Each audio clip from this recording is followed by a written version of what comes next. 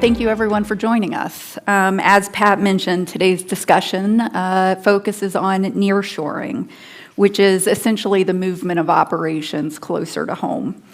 Every company is reassessing its exposure amidst increasing international instability.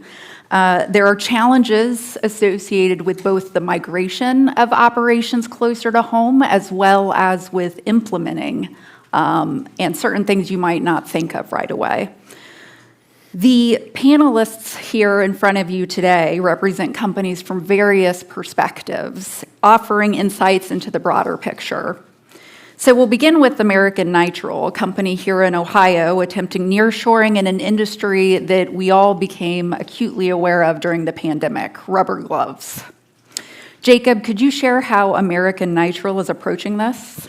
Sure. So our industry actually originated in Ohio. We're the rubber capital of the world. And if you go back to the 90s, coming out of the AIDS pandemic, Northeast Ohio was really where predominantly these gloves were produced. And then because at the time it was natural rubber latex and the cost of labor, it had migrated over to Southeast Asia. And that's predominantly where it's been through the 2000s and obviously into the pandemic. And when the pandemic hit, we, as a country, produced literally zero single-use disposable nitrile gloves that we use in healthcare. About half of the gloves go in healthcare, and the other half go into government, industrial sectors. So for us, it was about reshoring it, but 30-year gap and having to bring a lot of talent over from Asia to help us train up the workforce and understand really the inputs that's required to running a glove factory in the United States.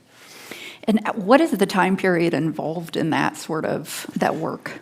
Yeah, so we started sort of putting the idea together in mid-2020 and then raised our first capital in the spring of 21 and then really started construction in the fall of 21 and made our first glove a year later. So we've moved as fast as we could. We had a lot of supply chain disruptions. Our switchboards and electrical components pushed us back about a year from when we wanted to start. But we're 3 years in, and we're about halfway there to full completion.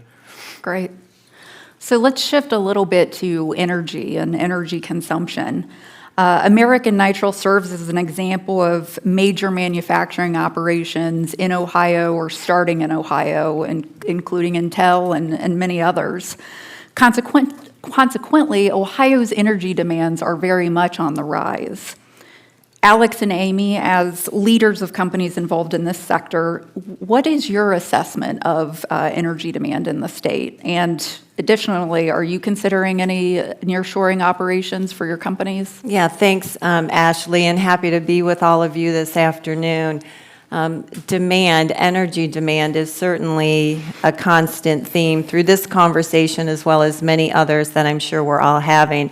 But we think about AI and the computational power of AI that's driving the need for data centers that need around-the-clock power, reliable power from day one.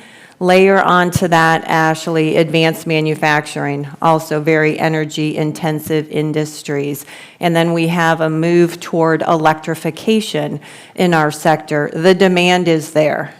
But we can't simply talk about energy demand. We also have to talk about energy supply and energy supply within the Buckeye State as well as the larger footprint within which it operates. And Ohio is a member of PJM, which is a regional transmission organization responsible for the reliable movement of power across 13 states and the District of Columbia.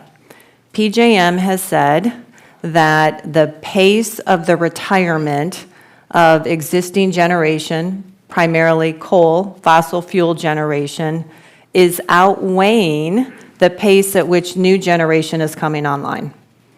And that generation that is scheduled to come online in PJM is predominantly, the overwhelming majority is intermittent renewable generation. So we have a mismatch. And the Business Roundtable, Pat, with his leadership, are leaning into that issue. This is something that Governor DeWine and our lawmakers are noticing.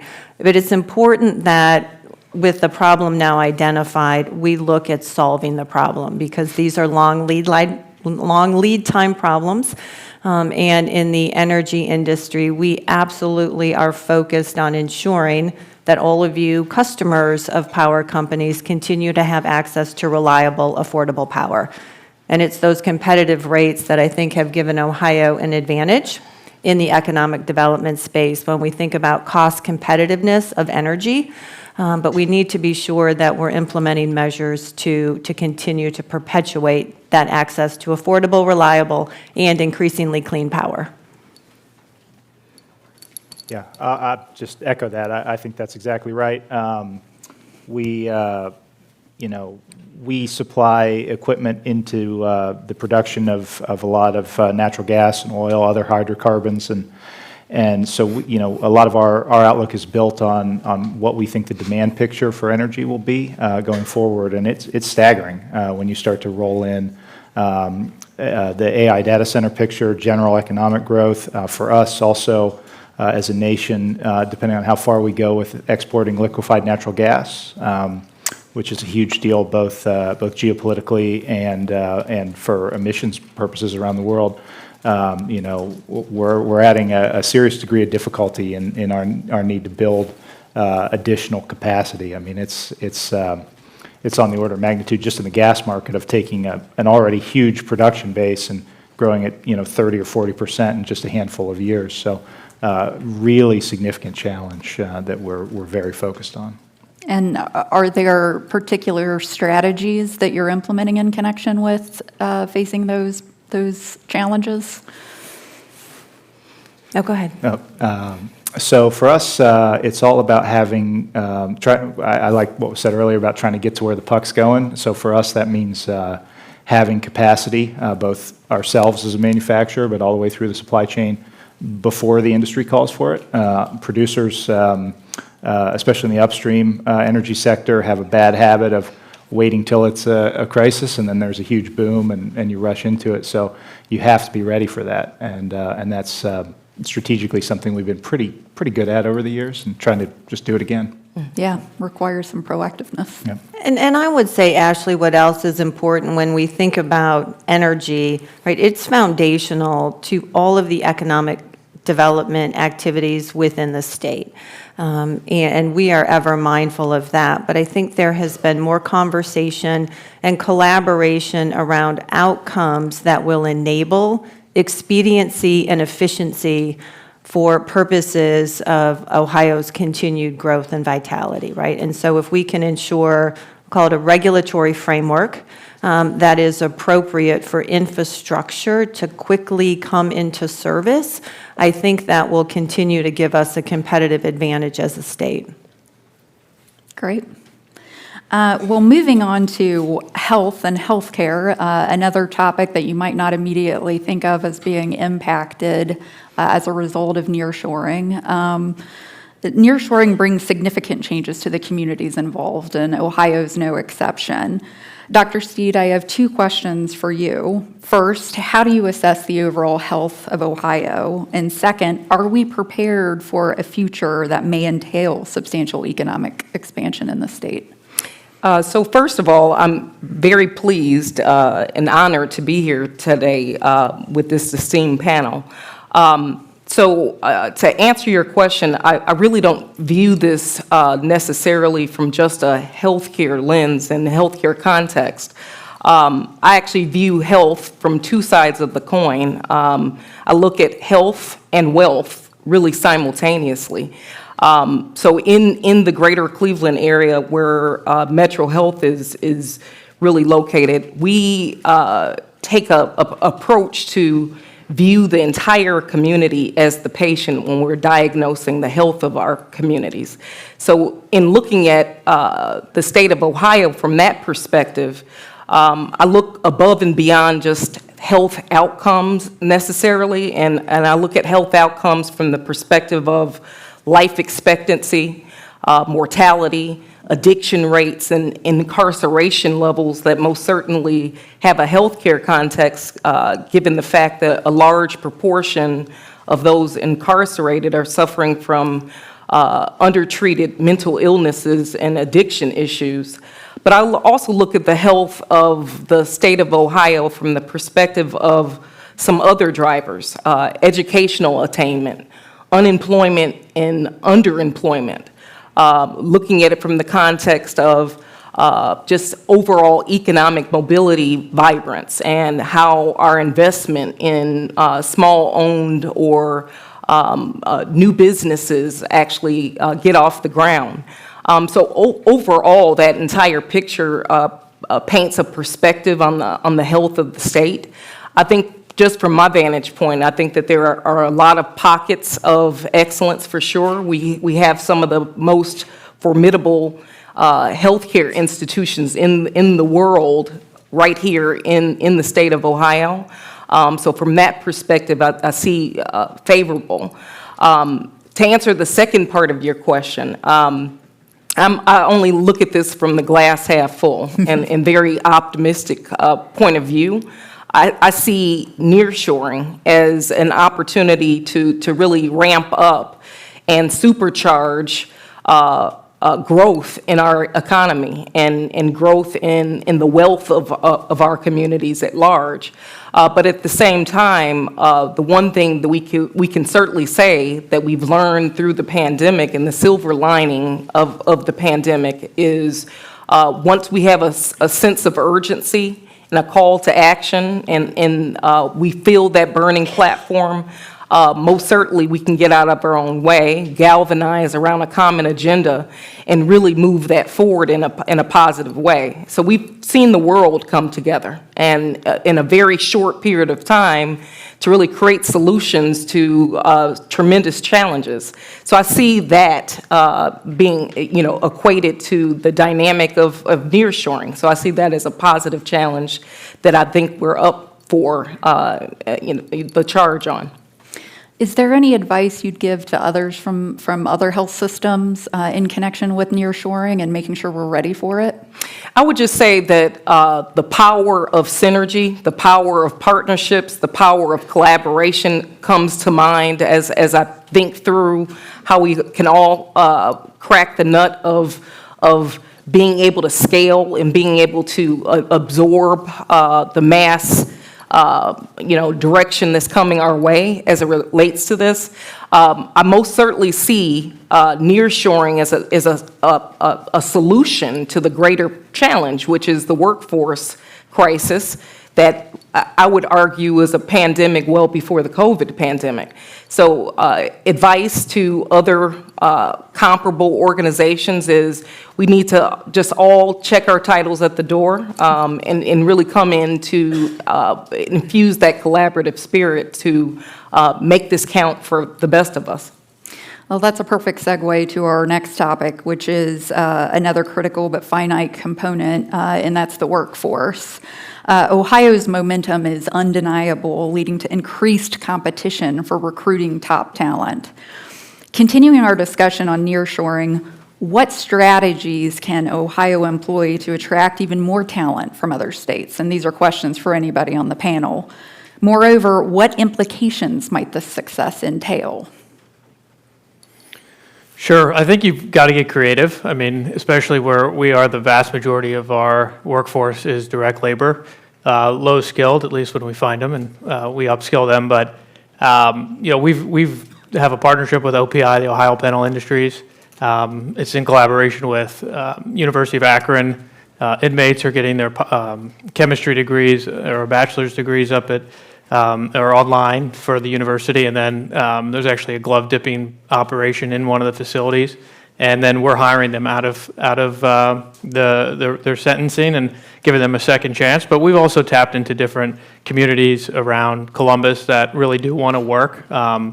A lot of them are from South America that came up. I don't know the numbers on where we are with immigration relative to other cities. We definitely don't have the problems that some of the bigger metros have, but we do have a lot of those folks that have made it here that want workforce. You just have to be competitive. I mean, we kind of baseline where fast food is, going off of Lisa here. But, in the pandemic, when we were really making our first hiring push, people had yard signs for 19, 20, $21 per hour. And so we kind of set our base rate there and entered the market. We're pretty competitive.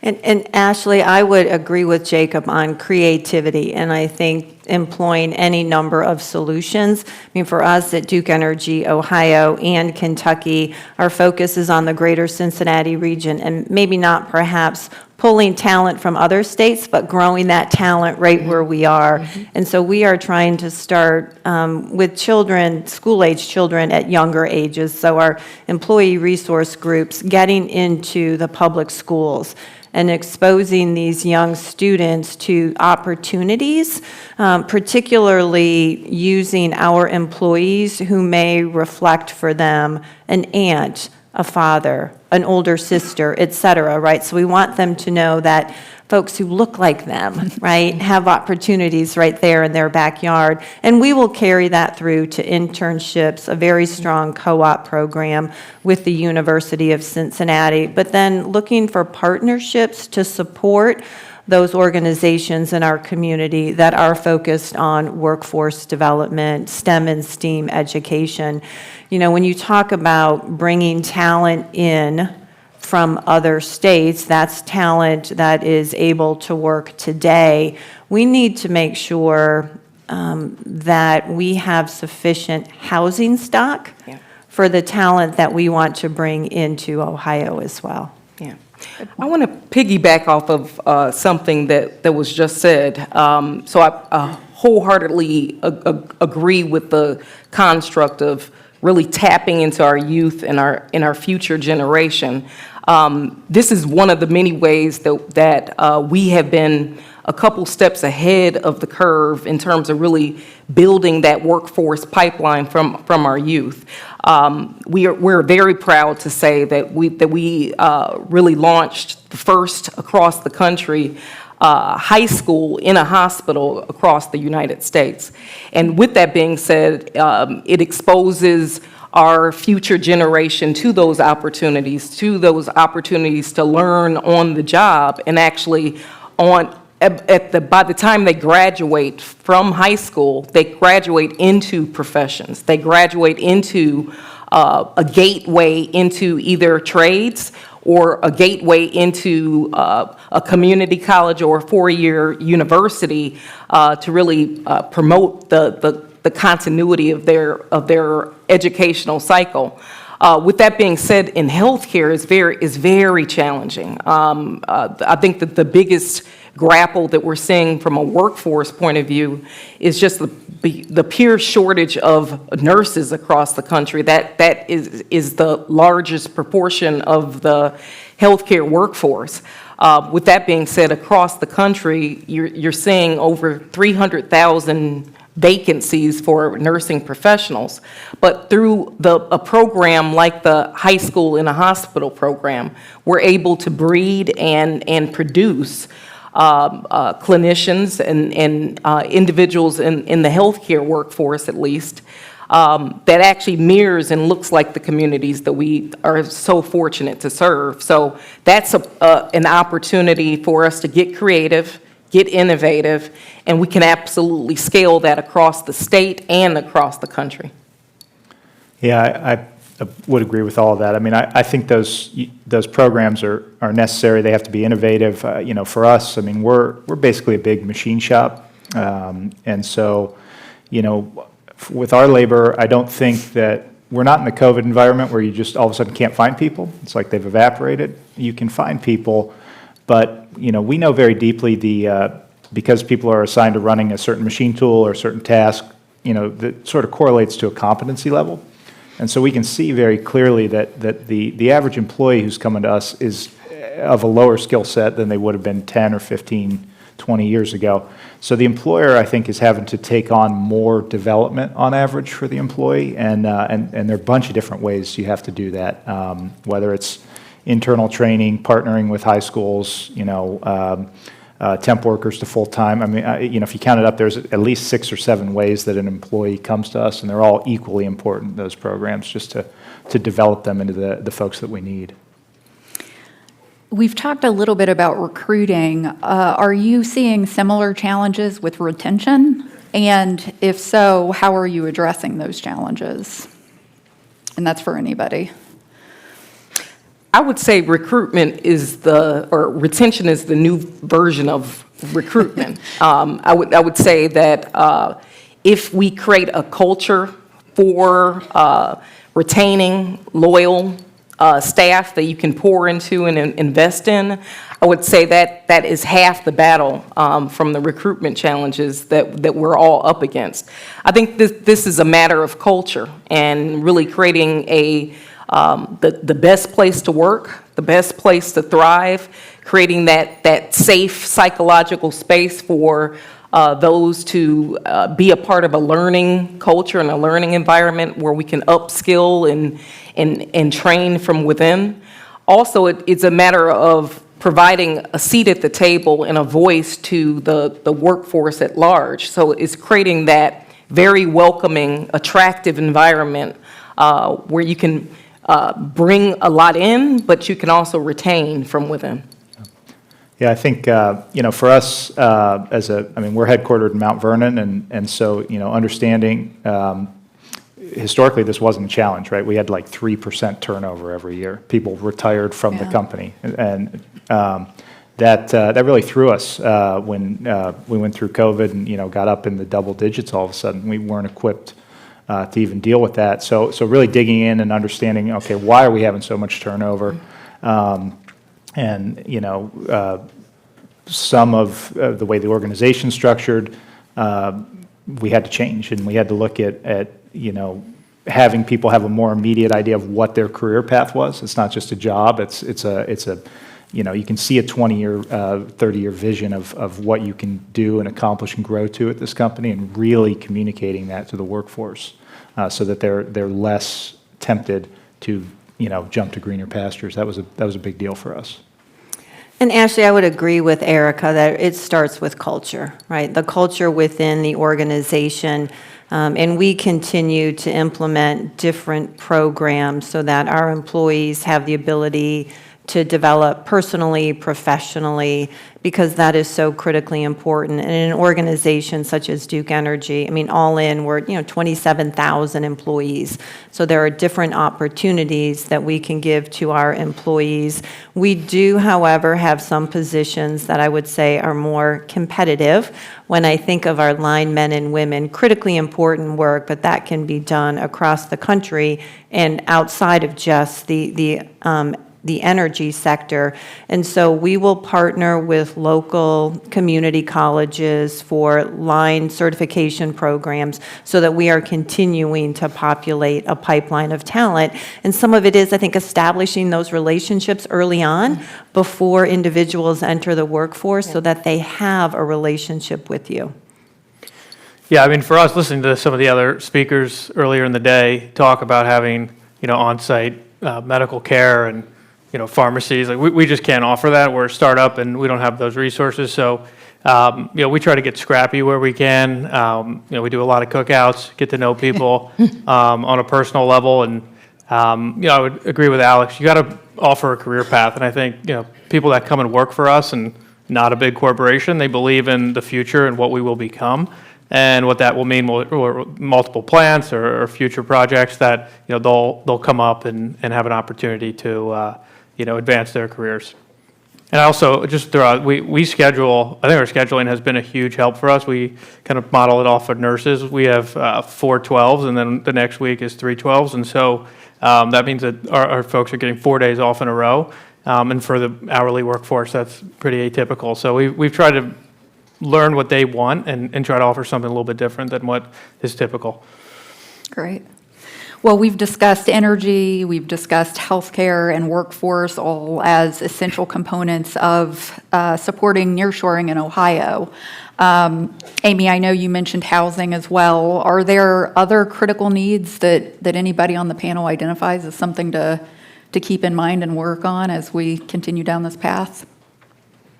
Well, we think about sites, ready sites, and infrastructure, because certainly in Southwest Ohio, we're a little more challenged, if you will, in those larger sites that would be ready for development. I also think, Ashley, we need to make sure that we're making room for innovation, right? And innovation will drive efficiencies and improvements. And so I think when you think about economic development, because that really is what nearshoring is, right? More economic development in the state of Ohio. You need the talent, right? We need the housing to support that. We need the site readiness. We need the infrastructure, of which energy is a part. We need innovation. So I think those are all just topics we probably all think about, or our employees are thinking about every day. I would just add to that, and I think that the best source of truth for really solving for that is to really tap the talent and really go on a quest to understand what those needs are and really move to assimilate your environment in the workplace around those relative needs. So create an environment for innovation, create an environment for what the future needs of the workforce is, whether it be a flexible telecommute type of atmosphere or even affording opportunities for those that may be limited on their ability to gain meaningful employment. I would say those that are veterans, those that are disabled, those that require a second chance from being incarcerated with minor offenses. So I think that the sky is the limit when we really look at the perspective of what we should accommodate for to allow us to really scale around solving for this challenge. Anything else? Anybody? All right. Well, shifting to global competition, that this conversation also delves into global competition. Bringing operations back to Ohio from other parts of the world obviously enhances our state's value proposition. Starting with you, Jacob, but open to input from anybody else, where do you perceive our strengths and what are our opportunities for improvement? Yeah, I mean, for our industry in particular, what's interesting is the country today is worse off than we were pre-pandemic. We were sourcing our gloves from Southeast TAA compliant countries, and a lot of that has shifted to China. A lot of these healthcare systems don't even realize that the distributors have taken this opportunity to increase their margin on several categories, and China did what they do best, which was ramp up in a time of need, and they continue to own that business by buying it. And so for us, we've been forced to really think about automation and scale and how we can get in the ballpark. I think there's like a 10%-ish premium that people are willing to pay for made in America products. So we really need to be in that strike zone for to attract customers at least in the private sector. That's it. Yeah, I completely agree with that. I mean, we export a lot of equipment around the world out of Ohio, so we're the U.S. is the best place, best market, best place to do business around the world, but it's a big world out there, and there's a lot of opportunity, and international competition is intense, and so we have to look at how we structure to be competitive in a lot of different places, and there's a real dogfight in infrastructure projects in pick your market, the stands, South America, Africa, wherever. And so, the structure that some of the competitors bring to it, where it's a whole of government, total financing package that comes in, that's very challenging to compete with. So it's something that we all have to be focused on, because we should not cede that ground around the world and just focus on this market. But it's going to take a lot of work to stay competitive around the world. Yeah. I would also, if I may, I think we are very fortunate to have an administration that is focused on economic development and the continued growth and vibrancy of Ohio. I'm sure we all read the story of the Intel dinners, but that wasn't the only instance where I think Governor DeWine and Lieutenant Governor Husted have meaningfully engaged around economic development, and that spirit of collaboration is one that I think we should leverage. as we can to the benefit of Ohio. So I think there is that, and Airica talked a little bit about sort of what we can accomplish when we work together toward a common goal. I think that is something we do need to focus on, right? What is that common goal? And then how can we collectively get there, right? There is a grit, I think, to Ohioans, but there is also a sense of humility. So we need to reconcile those two so that we can continue to advance the state forward. But I think there is great opportunity if we put our mind to those common goals and priorities. And along those lines, nearshoring isn't only a logistical solution. Proximity can foster ecosystem development. It can drive innovation. To any of the panelists, how do you navigate those possibilities within the companies that you lead? So for us, we are built on long-term supply partnerships. We have suppliers that we have done business with all 60 years of the company's history, still are sole source with today. And so, and a lot of them, our supply chain is entirely in the U.S., most of it's in Ohio. And it's not just a logistical advantage, the ability, that long-term collaboration and understanding each other's business, that is a huge competitive advantage. And the ability for our quality engineers to be in a supplier's shop, to talk about a process or a product improvement, that feedback loop yields some really fast results. And so that's, I think, a key nearshoring benefit that we've seen. I would just add that I think it's very important for us to find ways to continue to pour into our locally owned businesses. And I would say that it has plentiful business benefits across the board, including really enhancing the workforce advantage and retaining from within. It also simultaneously lifts both the health and wealth of our various communities. And oftentimes, I'm on record of even saying that to really solve for some of the greatest healthcare challenges, we have to step outside of the four walls and really focus on what's in the community. But I think that by lifting up businesses, and it lifts the economy at large and really promotes that vibrancy that we need to see. So I think that is one solution on cracking this nut. And Ashley, our infrastructure is where our customers are, so we certainly want to see more growth in Southwest Ohio. So I don't know that we're necessarily nearshoring in as much as we look for the opportunity to support our customers with more infrastructure. But to do that, as I talked before, we need the framework that will allow us to efficiently and effectively get that infrastructure in service. Whether it's energy or other, we need to be sure we can support new and growing customers in Ohio.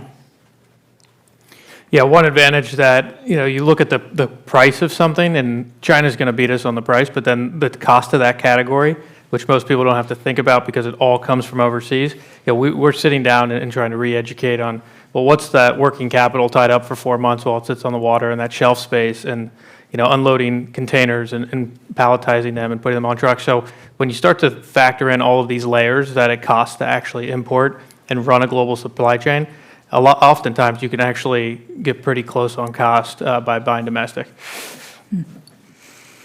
Great. Well, I think we're just about at time. So thank you all. This was a great discussion. Appreciate it.